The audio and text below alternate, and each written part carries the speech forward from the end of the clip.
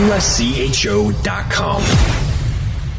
This is the USCHO Spotlight, a weekly podcast from U.S. College Hockey Online at USCHO.com, featuring conversations with college hockey coaches and players and journalists who cover the sport. Welcome to USCHO Spotlight for March 20th, 2019. I'm Ed Trefzger alongside Dan Rubin, sitting in for Jim Connolly.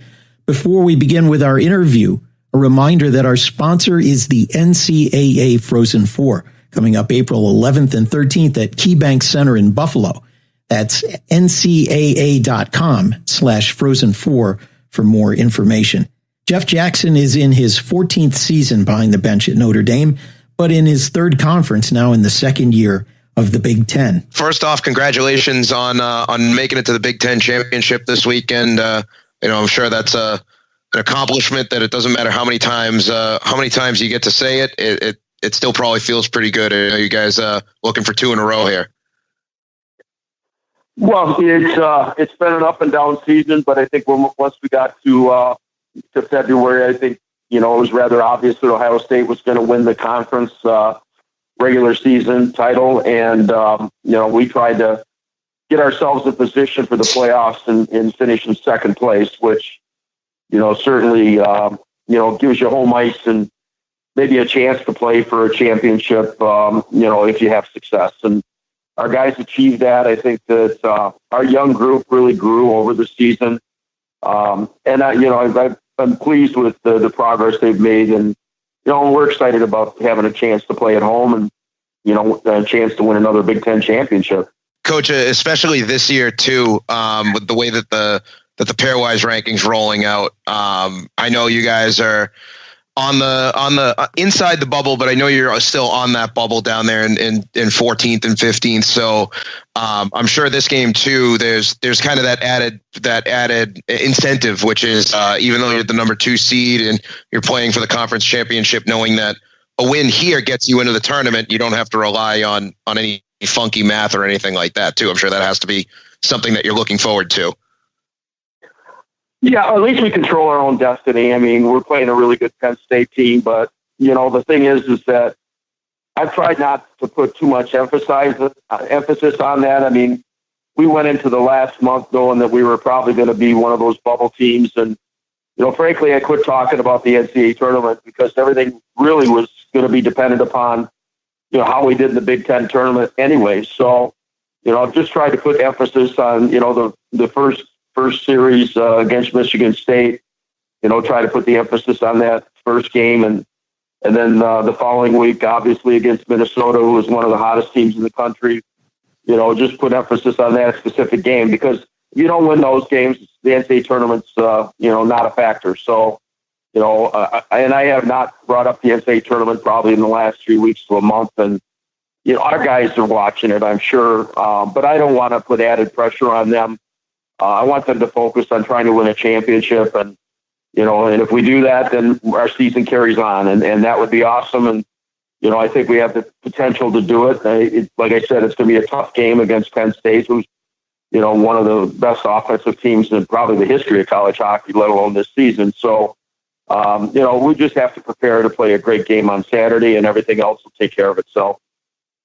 You looking at down your roster, you still have you have a lot of upperclassmen and juniors and seniors, but at the top of the sheet. But at the same time, it's more junior heavy, I think, than senior heavy. But at the same time, the tippity top, you've got Bobby Nardella, Dylan Malmquist, who are two guys who either at 100 points, close to 100 points, 150 odd games played for you. Two guys with 30 points on the year. Can you just talk a little bit about what they've brought? I know they're, two of only a handful of seniors for you guys, just in terms of your senior class and what that class has meant to your program in the way that it's grown. It's always a challenge to get guys through 4 years. And, I have a lot of respect for the ones that, survive the system. Last year we had a pretty good sized senior class, and it certainly had a huge impact on our season, our leadership, and every aspect of our team. This year we lost a couple underclassmen in this class that, was probably, 7-8 men deep, is down to about 4. And then unfortunately we lost Joe Legworth right after Christmas, who was a big loss for us, who was having a really good season up to that point. And, another quality kid from that class. And, Bobby and Dylan have both had tremendous careers. And, it's certainly not, for not mentioning Jack Jenkins, who's one of our best penalty killers, who's, one of those guys that maybe goes unnoticed on the score sheet every night, but does yeoman's work as far as, paying the price and doing everything that's necessary to be successful as a team. So he's had as much value as any of them in his own way. Bobby's had what I consider an All-American type year. He's had a really great year, kind of followed up on Jordan Gross from last year and filled those shoes. And a lot of pressure was put on Dylan, to have a career year offensively. And for him, I think he's been close to that. I mean, he's had a good year for us. I mean, he was a real key part to our team last year, more in a second line role. And this year he had to elevate to be a first line guy. And, I think he took that on in a real positive way. And, that class has been, a great class for us as far as their leadership, their attitude, academically, socially, been good citizens. And, that's all you can expect from a group, over a 4-year period. You learn to get to know them quite well. And, they've all contributed, in a number of different ways to make our program and the culture of our team stronger. And in goal, I know Cale took over for Cal Peterson last year and didn't miss a beat, and backstopped you guys essentially as far as humanly possible there. But he comes back this year and he's been stellar again. 4 shutouts on the year, 2 coming in the postseason against Michigan State. What has he helped with worked with the defense? Kind of how does that take shape when you look at him in net? What does he bring to the table, and how has he worked with the guys who are playing in front of him? Well, he's a calm guy. He's very composed, real mature for his age. I think when he's on his game, he's controlling the rebounds, and he's just so sound positional. He's Cal Peterson was a great skater, and so is Cale Morris. For goaltenders that have the ability to move through the crease, it sure makes up for, any deficiencies in their game. Cale's not the biggest guy in the world, but he has the ability to cover a lot of net because of his skating ability and his ability to, be square for shots. And, I spent a lot of time with him, working with him on the goaltending side of things. And he's very professional in his approach. He's just, very, very good demeanor for a goaltender, great attitude. And, he's had a great relationship with, first of all, with Cal when he was here as a backup to Cal. And, this year, he's got a great relationship with Dylan St. Cyr and our third goaltender as well. And I think that, it speaks volumes that his teammates respect him, but they also like him. He's not your prototypical, flake in that. He's very, very much a part of the team, and he's got a great attitude and approach, and he's had a great season. And I think his numbers would probably be identical to last year if it wasn't for a couple of games that I consider outliers. The first game of the season and the icebreaker, and then the last game of the first half at Penn State, where the Penn State barrage took advantage of him, and without those 2 games, he's probably very, very close to what he had last year as far as numbers go. And he's had that kind of season again, and he's been consistent throughout his last 2 years as much as any goaltender in the country. We're speaking with Notre Dame head coach Jeff Jackson. One of the things that I find remarkable about your team is how few penalty minutes a game you're taking. Right now, the number is something like 7.2 minutes.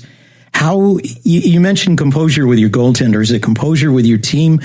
How have the Fighting Irish been able to achieve such a low number? Well, we stress discipline. It's one of our game objectives that they aspire to every game. We knew we were going to be young this year, especially on the blue line, and I thought that they make the decisions on their game objectives for the year, and we put a lot of emphasis on it. And frankly, there's, I've sat guys for penalties in my history and this year as well. We've sat out a few guys, especially young guys that don't know the value of discipline when they come out of junior hockey all the time, and they take penalties at the wrong time of games, or they take penalties in the wrong areas of the ice, or, selfish penalties. And I sit guys for that, I don't sit them necessarily or take them out of the lineup all the time unless it's a continued problem. But, I know a couple of freshmen got benched, in the early part of the season, and everybody takes notice of that. So, they understand that we're serious about it. It's an important part of the game is playing with discipline. And, we've always been one of the lower penalized teams in the country. And, we pride ourselves on that. And we don't want it to take away from playing physical or, playing with an edge to our game. But we also want to make sure that we don't take penalties. Like, there's specific things that we focus on as just not taking penalties, which we consider to be bad penalties. Meanwhile, on special teams, your power play in conference, pretty close to 25%. What's been the key to the success of that this season? Well, I think the big thing was it took some time for us to really get it together. We always had one unit that was pretty consistent. But to be successful with power play percentage, you almost have to have two units, because in the first half of the season, we had one unit that was scoring probably at 25, 30%, and another unit that was not producing at all. So basically every power play, you're basically only utilizing half of the 2 minutes. And the second half, by accident, we came up with a second unit. Well, it ended up being our first unit, because we lost two of our top line players for extended period for a couple of weeks in one instance, and then for 4 weeks in another. Plus we lost Joe Wagworth. And that really disrupted our power play. And it caused me to put Dylan Malmquist at left wing as compared to center. He lost his two wingers for that period of time, Cam Morrison and Cal Burke, which was our number one power play unit. And by accident, I put them together with a freshman, Michael Graham, and a junior that had been our third line center, Michael O'Leary. And all of a sudden the chemistry took place, and, it wasn't great coaching. It was accidental. And, we were fortunate that they caught fire. And then when Morrison and Burke came back, it allowed us to create a second unit that on the nights the first unit wasn't scoring, the second unit was contributing. So, that's really, having two units that both compete against each other and also that are productive on a nightly basis is certainly had a huge impact on, having more success over the last month or so. More with Notre Dame head coach Jeff Jackson in a moment. First, this word from the NCAA Frozen Four, April 11th and 13th at KeyBank Center in Buffalo. Speed and precision, unrelenting power. This trophy is not given, it must be earned. The 2019 NCAA Frozen Four, April 11th and 13th at KeyBank Center in Buffalo. With a shot. Saved by Morris. Takes the shot. Visit ncaa.com/Frozen4 and get your tickets today. We talked a little bit earlier about upperclassmen, and upper echelon teams like Notre Dame have a more difficult time keeping some of those blue chip players when they have pro careers possibly out there, either as free agents or as draft picks. So that means you have to replenish the stock a little bit more. And people might think that there are just people knocking on the door wanting to come to Notre Dame, but I'm sure there's a lot of work that goes into the recruiting process. Can you take us a little bit through how far out you have to be recruiting and how many players you have to be looking at any given time? Well, we try to project, in today's game, if you have a kid that's, a high draft pick, top 2 or 3 rounds, you might as well anticipate that they're only going to last through their junior year. There are the occasional outliers. We've had great players that played through their senior year, guys like Brian Rust and Stephen Johns made the decision that they both wanted to graduate before they went professional hockey, and it paid big dividends for both because they spent a lot less time in the American League than any other players we've had, with one exception. That was Anders Lee. And, I'm a big believer that, if you save for your senior year, it's valuable. And there's, if development is the emphasis of our program, then we want to prepare our guys to play professional hockey. And, my objective is to try to make sure that they don't have to spend a lot of time in the minors to get to the National Hockey League. And that's, because we don't get, my first several years, we were out looking for the blue chippers, the first rounders. And frankly, it became more frustrating than it became beneficial. We had some good ones like Ian Cole and Riley Shan and, Kyle Palmieri, but we also had a number of players that were high profile draft picks that ended up bolting before they even got to school. In some instances, they even spent the summer here for summer school prior to the freshman year, and then all of a sudden they're gone. And we kind of changed our approach to recruiting. Sometimes you can't predict if a kid's going to be a first rounder. We never predicted that Kyle Palmieri was going to be a first rounder when we recruited him.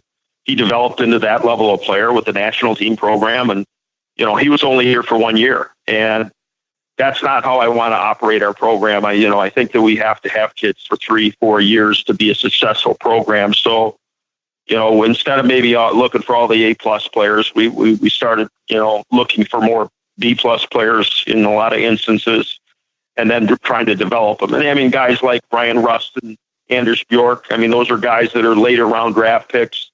Anders Lee was a later round draft pick, that 5th or 6th round.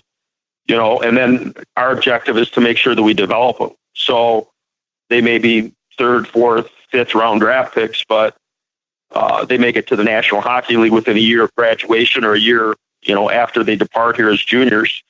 And we're proud of that. I want guys that we can develop. And, to me, it's more a matter of character. And this place really attracts character type kids. And, because I don't believe that you can become a great player unless you're self-driven and motivated to make yourself a great player. And that's what character is all about. So, if we get a kid that maybe a little bit under the radar, that has a chance to be a great college player. And if you become a great college player now in today's world, you have a good chance to make it to the National Hockey League. So, I give Andy Slaggert a lot of credit. He's done a great job, overseeing our recruiting.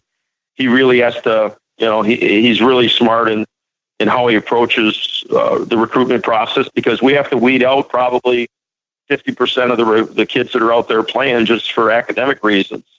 And, that kind of narrows the field to kids that are motivated, more than just as athletes, but also as students. And that works for us. I find that the Notre Dame kids are really task oriented, in the classroom, on the ice in practice, and even, in understanding the game, and they're motivated to become better players. And that's where we've had success in, trying to fill voids. It's not easy when you lose a player like Jake Evans, or you lose an underclassman like Ogilvy, or lose a junior.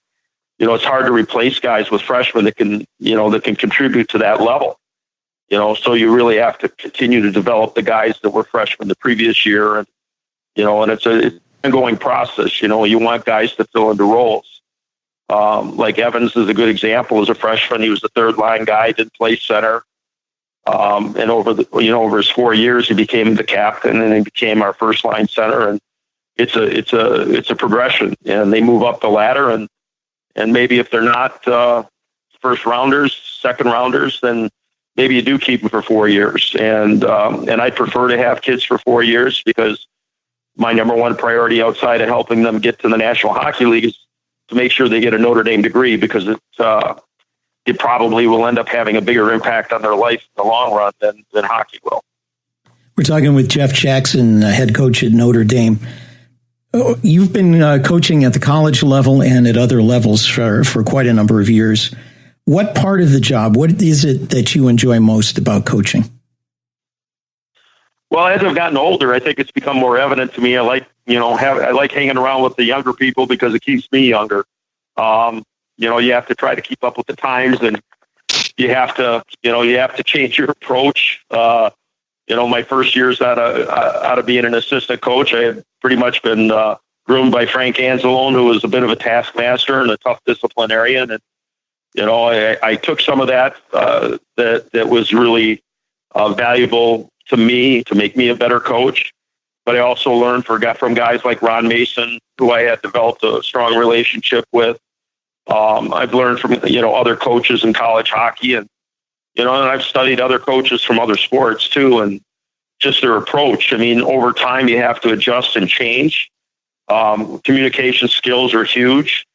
So I enjoy the day-to-day routine a lot more than I do game day. And, I enjoy the process. I've got a tremendous strength coach here that is on the same page as I am as far as their specific development for their specific needs. And then, my job is, I always tell recruits this too, is that, coaches are no more than tour guides, and we're just there to show you the way, but they're the ones that have to drive the bus, and they're the ones that have to do the work. So we have to find the right kind of kids that are, like I said earlier, is that they have to be motivated, and we just have to point them in the right direction and show them how they can become a great athlete and also become a great hockey player.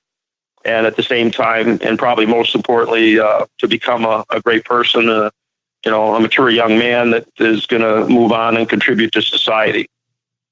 One last question before we take a quick look at Saturday's game. On the other hand, from that, the other side of the coin, what is the most difficult part of your job, particularly in today's college hockey environment? For me, I think that the recruiting process has become, a little bit challenging. I think that when I left college hockey, obviously I was at Lake Superior State when I took over as national coach for USA Hockey. And, when I left, and even when when we started the national team development program, kids were not being recruited as freshmen in high school. They were not being recruited in 8th grade or 9th grade. When I got back into college hockey, I was flabbergasted by, the first thing I had to do was try to retain some of Dave Poulin's recruits that were high profile young recruits that were, not even juniors in high school yet. And, that kind of caught me off guard. I'm not a big fan of kids making decisions at such an early date. And yet that's the nature of all college sports now. Kids are making decisions, some of them sometimes even before they get to high school. And I'm also, integrity is an important word to me, and especially working at Notre Dame. So I'm not into making promises to kids that I can't keep. And I don't like to see, everybody uses the word decommit. It's not in the dictionary. It's a broken word. It's a broken commitment. And, it's not like we've had kids that have broken that commitment very often here. But there's been a few instances where we've had to break our commitment because we're recruiting a young kid. We've had a few instances where we had to tell a kid that, he wasn't going to get admitted academically. And that's been a challenge for us because when we recruit them, we don't know where they're going from an academic standpoint. And, all of a sudden they show up with C's and maybe a D or two in their transcript, or they get, a 900 on their SAT. And all of a sudden we have to tell them that, that our admissions office isn't going to let them in just because we committed them. And that's been challenging. And the kids that it's happened to, it's only happened like 2 times since I've been here, maybe 3. The kids we're talking about, it wasn't done for us to break a commitment because they weren't good enough. 2 of them are playing in the National Hockey League right now. They went on to play in the Ontario Hockey League. So it's just tough to, it's tough to project where kids are going to be from a physical perspective, from an emotional perspective, from an academic perspective. By the time they're seniors in high school, And like I said, Andy Flagger's done such a great job of identifying the right type of kids that it hasn't happened very often to us. We've only had maybe one instance or two instances where kids broken a commitment to us. And that's because, like, when I do recruit a younger player, I don't promise them that I'm going to bring him in as a true freshman, because I don't know where they're going to be 2-3 years out of the gate. And I tell them, and we've lost kids because of that. We've lost recruits because of it, because I won't promise them that they're going to be true freshmen. There are some instances that I will make that promise if it's a kid that's such a high-profile kid. But there are some kids that I won't do that, and we've lost kids because of it. But I'd rather be upfront and honest with a kid and not put him off without him knowing it, which happens a lot in our sport right now. To where a lot of programs are out there recruiting way too many kids, and then they push them back and push them back and push them back until they decommit, as the word that no longer exists. But that's, to me, that's the biggest challenge, and it's one of the unfortunate parts of the business. I was a big proponent, of the gentleman's agreement. I would never go after another program's committed recruit. And I don't like that. That was part of the game that I had so much respect for. But that's gone away now, just because it's the nature. It's a title thing, but it's also the nature of college athletics at this point in time. Coach, you have the Big Ten championship coming up against Penn State this week, and you'd mentioned earlier a little while ago that this might be one of the best offenses in college hockey history, and I think the 175 goals they have might be a big reason why. But you've seen them obviously this year. You've had some success against them this year. You've also had a comeback win a game in overtime against them that you had to come back from down 3 goals against them. What is it about this particular matchup that, the offense is obviously there? What are some of the things you can do to either slow them down? I wouldn't even use the term stop them, but just what are some of the things that you look at them and say, we can slow them down if we do X, Y, and Z? And then on the flip side, the fact that, you have had some success, what are some of the areas that you feel your offense might be able to get your mojo going too? Well, I mean, they play a high tempo game, and I have a lot of respect for Guy. I would say that we have a good relationship, that we talk, and, I would consider him, one of my friends in the sport. We're not close friends, but, he calls me for advice, and, I've spoken with him several times, just about the game in general, or certain specific things, that relate to coaching, and he's done a heck of a job, as has his assistant. Keith has done a great job recruiting there. I mean, they have a lot of kids that are they're fast, but they compete hard.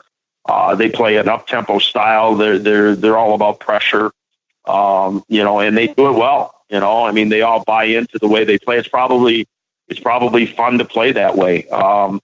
It's no holds bar, and they come after you. And the biggest thing for me is, and it's probably no different than when we talk about playing Minnesota last week, or playing teams that have a lot of offensive firepower or good forwards.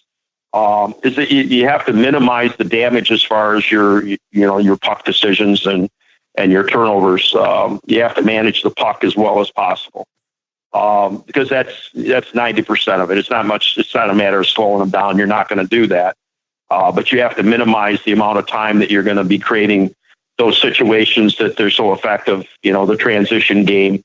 They're also extremely good in the offensive zone. So you're going to have to defend. You're going to have to be prepared to defend, because you're going to have to.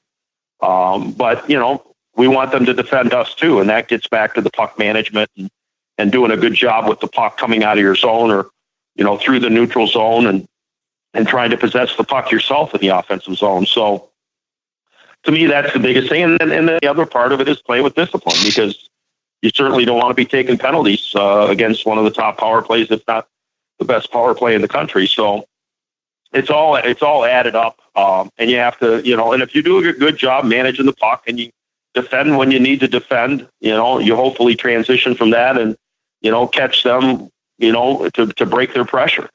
You can potentially try to break their pressure by doing a good job defensively, and then transition from that. And the games that we have had success against them, that's been where we've been most successful.